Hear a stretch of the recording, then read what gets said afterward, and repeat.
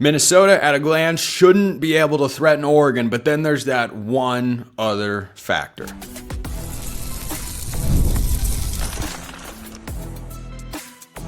You are Locked On Ducks, your daily podcast on the Oregon Ducks, part of the Locked On Podcast Network, your team every day. Yes, it is that time once again for Locked On Ducks. I'm your host, Spencer McLaughlin. Thank you all so much for making this your first listen or your first view of the day. It is part of the Locked On Podcast Network, your team every day, your daily source to stay up to date with the Ducks, and part of the #1 sports podcast network out there, Oregon's outlook at quarterback, why Dante Moore should return. That's coming up on today's show, and Ducks versus them is just amazing for so many reasons, and I will have thoughts. But let's start by looking at the Golden Gophers, who come in today with a winning record on the year. They're going bowling.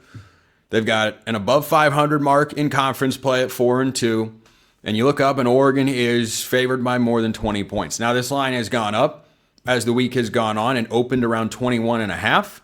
It is up to 25.5, which could be a product of the weather forecast looking not quite as bad, but that should be the best way that Minnesota can hang around in this game. Should.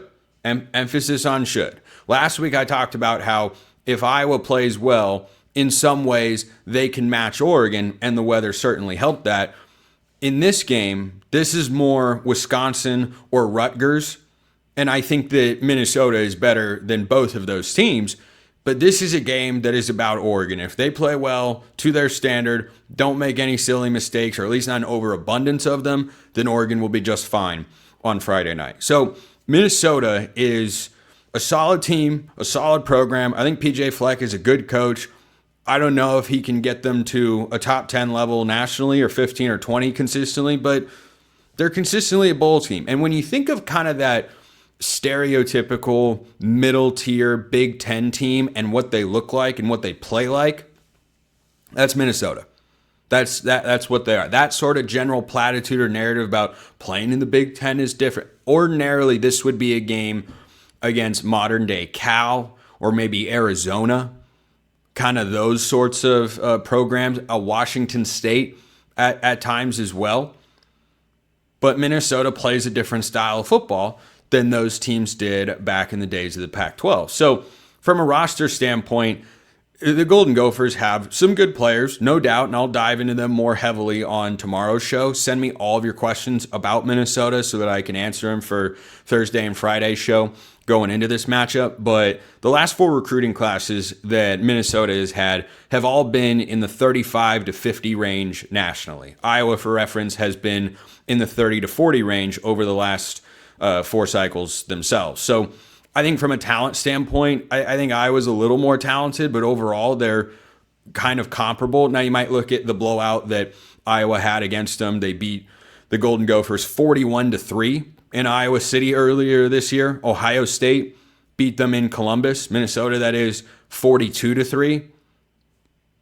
So that sort of game is in there if Oregon can play to their potential, and if the weather isn't that bad. And last, looking at the forecast, I've never talked about forecasts so much in a consecutive stretch of shows, because this would be the third. If it does rain, which it's supposed to, but might not be bad all day, and then pick up as the night goes on, as the game gets going. That's what it currently says. We'll see if they change their minds about that.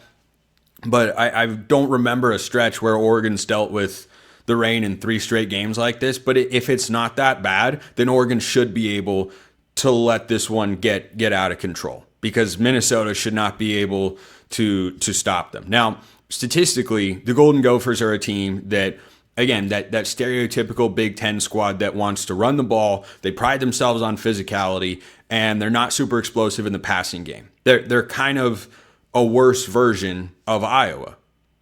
That's what they've been this year. And it doesn't mean they're a bad team that's incapable of pushing Oregon if the Ducks don't show up ready to go. And remember, the Golden Gophers are off a bye in this game, and Oregon is on a short week of rest after a physical, emotionally draining affair in Iowa City. So those factors work in Minnesota's favor. Oregon is, of course, at home.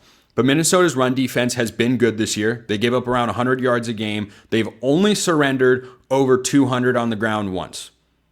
Very curious to see how that plays out, especially given the extra rest that they have. The one team, interestingly enough, that went for over 200 against this Minnesota defense was Purdue, who's winless in Big Ten play. They've got a good running back, Ryan Mockabee, their quarterback, or Devin Mockabee, their quarterback. Ryan Brown can run, but that is not what I was expecting when I was diving into the numbers on this Minnesota team. But the flip side for Minnesota is they have to keep this game low scoring. They do not have the offensive firepower or capabilities, especially against this Oregon defense on the road. And especially if it's wet and hard to throw the ball, they just don't have the firepower to consistently go up and down the field. I think this will be another game where Oregon should be able to hold the opponent under 20 points. And I felt that going into last week, and they allowed 3 more points than I thought they would. And they hit a 58-yard field goal in order to do it, which was a guy's career long. So congratulations in advance to the Minnesota kicker, who is destined to make his career long in the field goal department this week. That has happened, I believe, 3 times so far this season. Their kicker is their kicker's name is Brady Denneberg. His long this year is 46, so we can just Sharpie him in for a 52-yard field goal on Friday night. That feels absolutely just a given at this point. So Iowa offensively this season is only averaging 313 total yards per game. They have not run it the way that they want to. And this will be a big key for Oregon as a result. They've got 2 running backs who are both very capable, but Minnesota wants to play like Iowa did last week. And their quarterback's all right, but they're only running for 108 yards a game. I guarantee you, if you ask PJ Fleck, and maybe somebody has, and I just haven't seen the quote. I can't say that I'm dialed into every single one of his press conferences. He's a very magnetic personality at the mic. Very passionate guy. Guarantee you he would like to run for more than 108 yards a game. But I think the game plan for the Ducks coming into this one, especially if the rain picks up, it's going to be the same sort of script as last week. You could see more of those 5 defensive lineman sets that we saw against Iowa, where you go 3 big guys on the interior, with Mateo and Tatum Tuioti out there, who you ask from cover to cover from time to time. And I think if you take away that Minnesota run game, they just don't throw for that many yards. It's just not something that their offense is built to do. And I think that if the weather can be even just moderate and just better than what Oregon had to deal with last week, yeah, they could cover the 25.5 point spread. This could get into one of those sort of games. Or the rain comes down hard. That brings everybody's ceiling down, levels the playing field a bit. I still feel good about Oregon's chances, given that they've done that twice in a row and just did it on the road. But this Minnesota team is better than Wisconsin, not as good as Iowa, and Oregon's at home. So overall, the Ducks should be fine. Let me know how you guys are feeling in the YouTube comments below. Hit me up on Twitter, all of that good stuff. Let's talk about that quarterback position now and in the future. First, this episode brought to you by Supply House. When the opening whistle blows on a new repair, get your crew moving forward with Supply House. Order today and see parts on your doorstep tomorrow. Over 280,000 plumbing, HVAC, and electrical items from the most trusted brands in the business. Their real-time inventory and honest lead times keep you from punting projects, while their industry-leading customer service always has your blind side covered. If you need parts fast for a project, Supply House has next-day delivery. Oregon's got game changers on both sides of the ball. Jordan Davison, De'Ara Hill, DeCorian Moore. Hopefully he comes back this week. Kenyon Sadiq. Supply House has next day delivery. That's a game changer for your business, which is always what you're looking for. Join the free Trademaster program today and score serious perks like priority shipping, lower prices, and a dedicated support line. Visit supplyhouse.com to sign up for free and use promo code SHCollege5 for 5% off your first order. That's supplyhouse.com. Real people, real service. All right, we've got our second segment sip, which means we are ready for the second segment. And before I do that, just want to mention, I don't know if DeCorian Moore will play this week. Hope he's able to go. If he isn't, feel okay, given that Oregon just did it without him on the road against Iowa. But even if he is able to go, how involved can he actually be? We'll just have to wait for Friday night and see what Mother Nature decides. Let's hop into the mailbag here. YouTube comments, Twitter DMs, Instagram DMs, all those are ways to get into the mailbag. If you want priority access and other perks as well, you can become a Locked On Ducks insider. Link in the description below. This came from Bobby. Hey, Spencer, Bobby B back with another SSA. Look at that. Bobby B back. That's a nice alliteration. It's a two-part one if that's cool. It is indeed. First, it would be wise of Dante to come back next season. Second, if he does come back, he's obviously QB1, but QB2 would be Achilles Smith Jr. He really impressed me in the spring game, and I think he's a smart kid having this year to study the playbook along with his size. I think gets him ready for QB2 next season with Brock at QB3. Side note, I didn't put Moga at QB2 or 3 because I think he becomes a DeAnthony Thomas type all-purpose player, leading to some cool trick plays. I think Austin transfers and crushes it where he goes. Thanks, Spencer. Go Ducks. So start with the first one, Dante Moore. It would be wise of Dante to come back next season. That is a 10. I am fully in that camp. And yes, there's a part of me that feels that way because I want Dante Moore to come back next year because of what that Oregon team can be. Not that this one can't be really good, because I don't think Ohio State is very good. But is there an dominant, unbeatable team in college football? No, I think the landscape has leveled to the point where it's just hard to build a team that's so much better. No one's going to be able to beat you. Even Ohio State last year and their run and how good they were. Yeah, they had big leads against Tennessee and Oregon and Notre Dame, but Texas played them tight. That was the one that Texas was driving to tie the game late in the fourth quarter. And then the strip sack for a touchdown turned into a 14-point game. But anyway, I'm not out on what 2025 can be because I expect Oregon to get in the playoff. They should. And once you get in, hey, who knows? So, yeah, I think it would be wise for Oregon to make an effort to want Dante Moore to come back. But for Dante himself, I do not think he's ready for the NFL. One day, yes. And I don't think he'll be Oregon's quarterback in 2027 unless he were to, God forbid, get hurt in 26 and want to prove he can stay healthy for a whole year. But right now, as well as he's played and as good as he is, there are still a lot of little things I think he needs to work on. Putting enough air under some of his deep shots is among them, but it's not the only one. So, yeah, I think that's a 10 for me because I'm just fully in that camp that if I were advising Dante Moore, I'd say, hey, come back to Oregon. You'll probably get, $3-4 million in NIL for the year, play another season of college football, take a shot at a national championship. It worked out for Marcus Mariota. It has worked out for Bo Nix. And there are several other examples outside of Oregon where coming back is a good idea. So, yeah, that one's a 10. QB2 being Achilles Smith Jr. Well, Novosad transferring, yeah, that feels, if Dante comes back, like it's what would happen. He'd be the more likely of the two between him and Moga to return next year. But it's a big jump. And you got to remember that, Moga would be going into year 3. And Achilles Smith would be going into year 2. That extra season to learn the playbook and have gotten some, even if it's just a couple of snaps in real games, not just a spring game, that's a non-zero advantage. I think that Moga still has plenty of work to do as a passer. I think that's evident by the fact that Brock Thomas has passed him on the depth chart. But I don't know that in 1 year, like the word on Achilles Smith coming out of high school is high-end physical traits. He's huge. If you haven't seen, there was a photo a few weeks back of Achilles Smith and Dante Moore. It looks like Achilles is taking his little brother to practice. Like Achilles he's a Herbert body type. So physically, he's got those sorts of traits, but also has some work to do as a passer. I don't think as much as what Moga needed to do based on what I was told, but I think that there's still some developmental aspects to most quarterbacks, frankly, but, Achilles not an exception to that. So would he just pass Brock? It's hard to say. I also liked what I saw in the spring game, but Brock has, moved ahead of Novosad and Moga to be the backup quarterback. So I've got to put that one at a 3.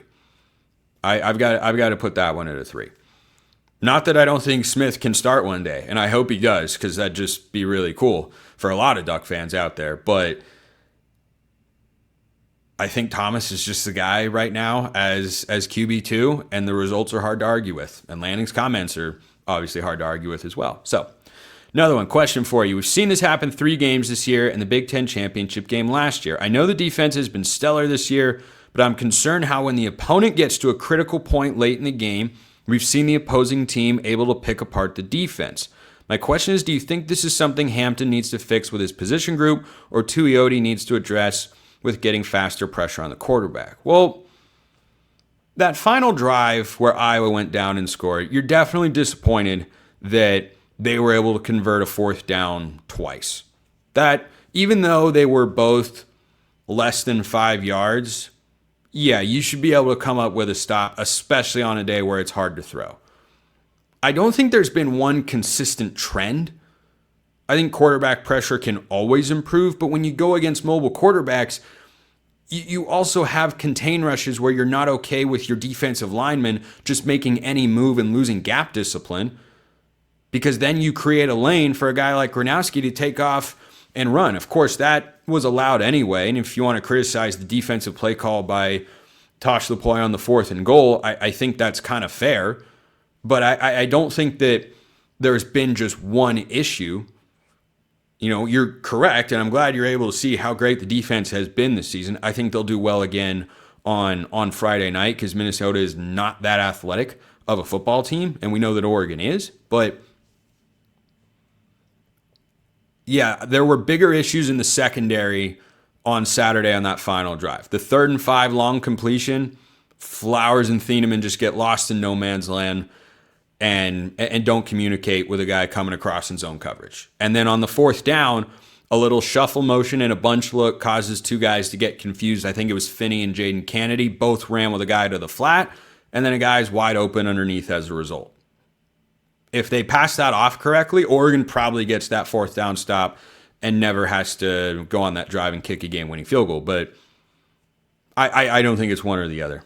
I think either one is able to come up, and I'm with you that in big spots late in games this year, yeah, the defense hasn't been the Iowa drive. That's not a good sequence. That was the worst thing that they did all game. Really, the only thing they did majorly wrong the entire game. And in the Indiana game, they got the pick 6, and then the Hoosiers came right back on the field, marched down on them at Autzen, and took the lead. So I agree that's something that Oregon has to improve, is situational defense late in the 4th quarter. But I don't think there's just one cause of it from what I've seen so far.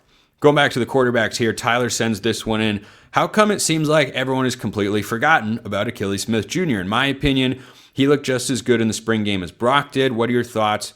And do you see him as ever having starting potential?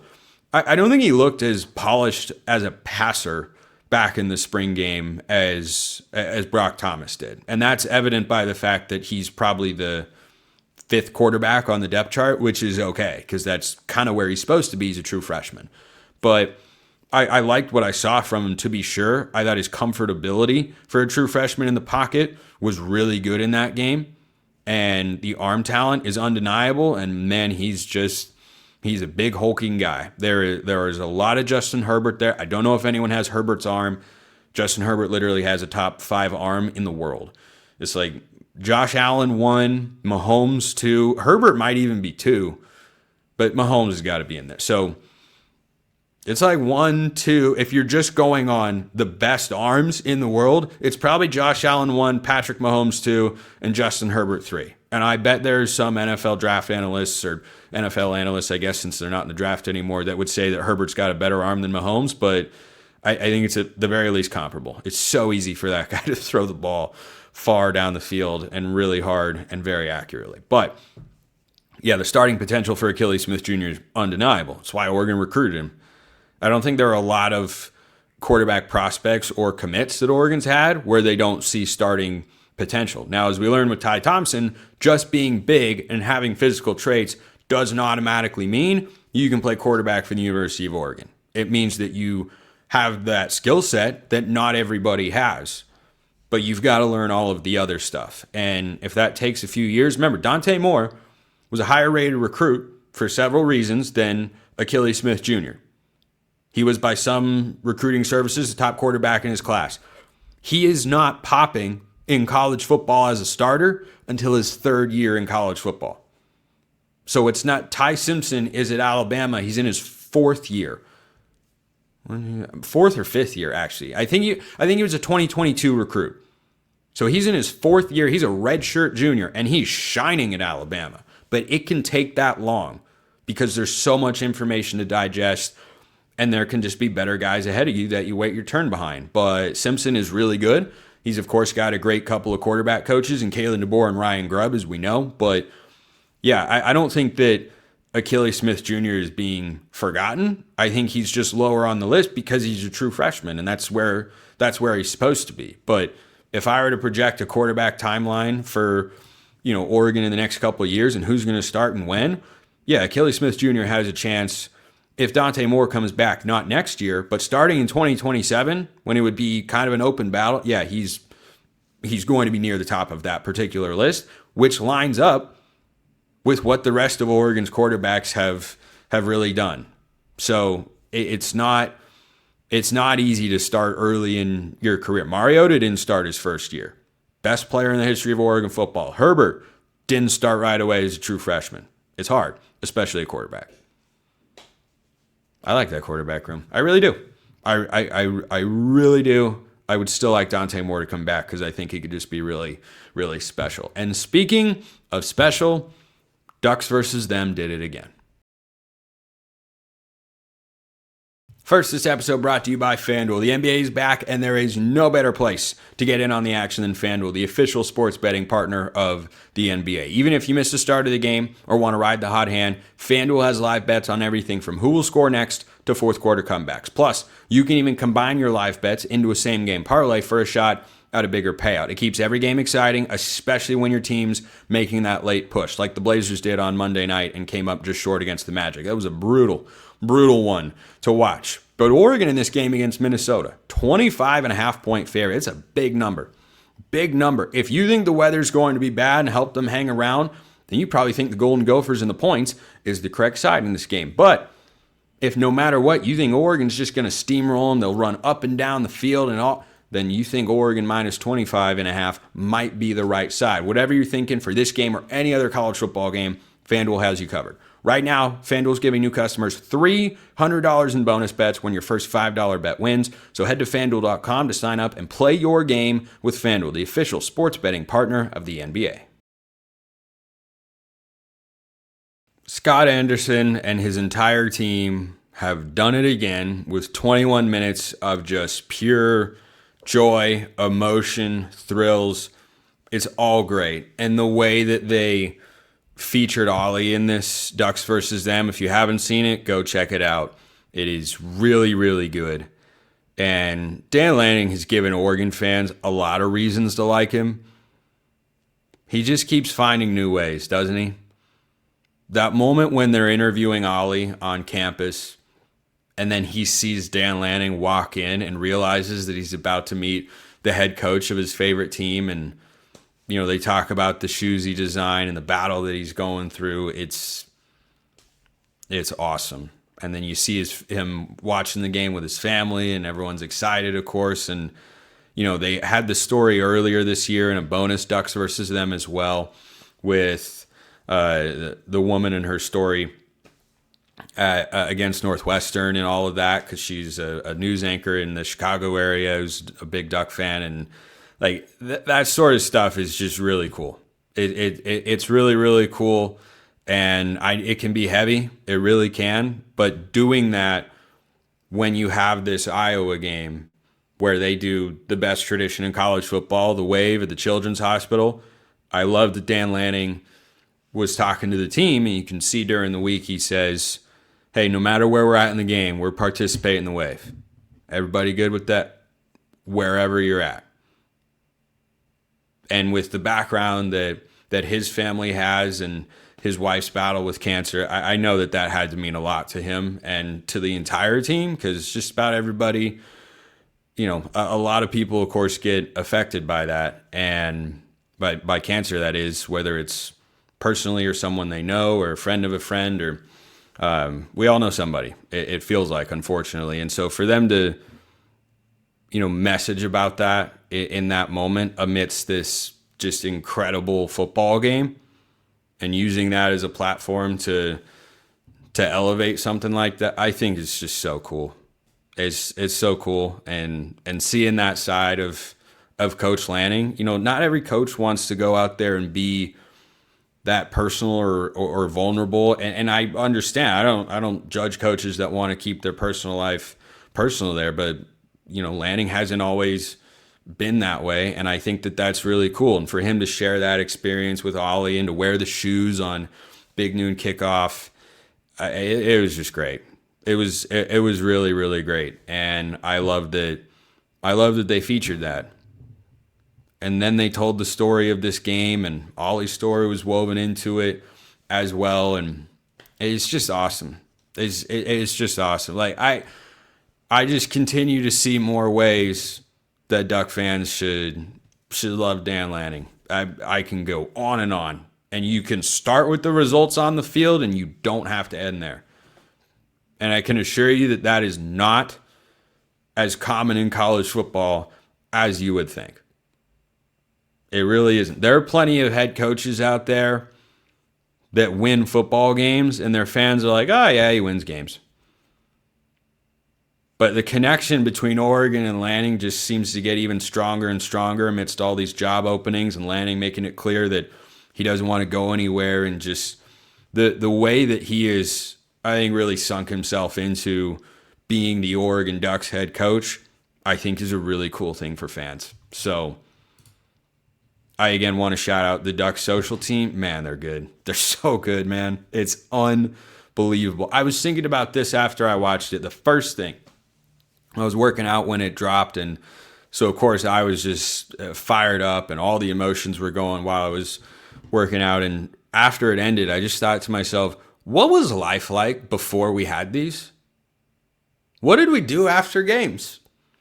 Heck, I kind of feel that way about this very show. Like, what was it like to just watch an Oregon game and then only talk about it with my friends, and not come on here and talk about it with my many thousands of friends, who I'm very grateful for, that you guys continue to enjoy the show, because I love doing it. But with Ducks versus them, man, I think they started in 2023 is when Scott got hired. And the first one I really remember was Texas Tech, Silver Wings and Boss's pick six. But then the Colorado game was the first one where I went, whoa, we're seeing stuff we've never seen before, because you heard Tosh Lupoi down on the field talking with his players about how to handle the smack talk coming from the bus. And that was like the coolest moment that, from a competitor's standpoint, that's my favorite moment of Ducks versus them. This one against Iowa, by the way, is easily top 5 all time. The Ohio State game is up there. The Penn State game is up there. The Colorado one is up there. This one is up there. And then I have to think more. Maybe even Texas Tech for number 5. But Penn State in the Big Ten championship game was also really good with the Keystone Species line and such. But I think that if you think back to your favorite moments, like that one where Tosh Lupoi is there and he's coaching guys, they're going through pregame warmups, and Shiloh Sanders is chirping, because of course he's chirping. What else would he do? And he's just talking, and Tosh is just talking to his guys and just goes, doesn't deserve your attention. Oh, it's so good. So that we get to see those moments behind the scenes and giving that sort of access. Not everybody does it that way. There are other programs that do. I'm not saying Oregon's alone. I'm saying that it doesn't feel like this is something that would have existed under the previous coaching administration in Eugene. So I just wanted to shout out Coach Lanning and the entire media and social staff for the job that they've done with these, and bringing Ollie's story and tying that into this Iowa game and seeing everyone participate in the wave. And for Lanning saying, hey, no matter what, doesn't matter what the game is, we're participating in the wave. I love that. I really, really did. I know many of you guys did as well. I have watched it. I didn't go back and watch it 4 times like I said yesterday. I went back and watched it 3 times, because how could you not? It's so great. Anyway, let's let's close with this. Brandon sends in an SSA. If Will Stein leaves for a head coach vacancy somewhere, he brings Autzen Novosad with him. I think that's dependent upon which job Stein hypothetically gets. If it's Oklahoma State, I'd put that at a 6. If it's Arkansas, or the one I have said to watch for a while is Baylor if Dave Aranda were to get fired. I don't know if they're going to, but I don't think Stein's going to be a candidate for the LSU or the Florida job or anything like that. But Virginia Tech, maybe? Yeah, and look, you don't know what the quarterback portal market's going to look like. So I think generally speaking, I'd probably actually put it at 6 no matter where Stein would end up, unless it were LSU or Florida, because the fact that Novosad isn't QB2 but is by all accounts healthy, it means that Brock Thomas has played very well. It also means that Novosad is not lighting the world on fire. Like, I know Lanning said that he said it doesn't mean Moga and Novosad are doing anything wrong. They're doing a great job, but that could be some coach speak. Is actions speak louder than words. If Novosad were as close as it felt like he was in the spring to where Dante Moore is, he'd be the backup. But it's Brock Thomas, which means Brock Thomas does a lot of things well. He does. It also means Novosad probably has a little bit of growth or maybe some limitations as well. We don't really know. He's Schrodinger's cat as a quarterback. So, wrap with this on today's show. Yesterday I had a great trivia question. Because it's timely given the matchup with Minnesota on Friday. And I had no idea. And as I worked through it, I made some random stabs and shots in the dark, whatever you want to call them. I tell you what, pretty good. I didn't get everything right because there were a number of elements to the question, but I had it right that in the 2 bowl games, one was played in the 20th century, one was played in the 21st century. They were both the Sun Bowl. I guessed one was the Sun Bowl, and that each team won once. So my guesses were the 1998 Outback Bowl and the 2003 Sun Bowl, with one team winning each. But turns out the 2003 Sun Bowl was indeed one of the games that they played, and that was a completely random guess. It is the best guess I have ever put out there for anything. So I got to get some credit for that. But they played in the 1999 Sun Bowl. Oregon won 24-20, and in the 2003 Sun Bowl, Minnesota won 31-30. And game number 3 between the Ducks and the Golden Gophers will be Friday at 6 o'clock Pacific time. Can't wait. If you've got more questions on Minnesota, let me know, and I'm happy to answer them for tomorrow's show. Appreciate everyone listening. I'll see you next time. Until then, hope you all have a wonderful rest of your day, and go Ducks.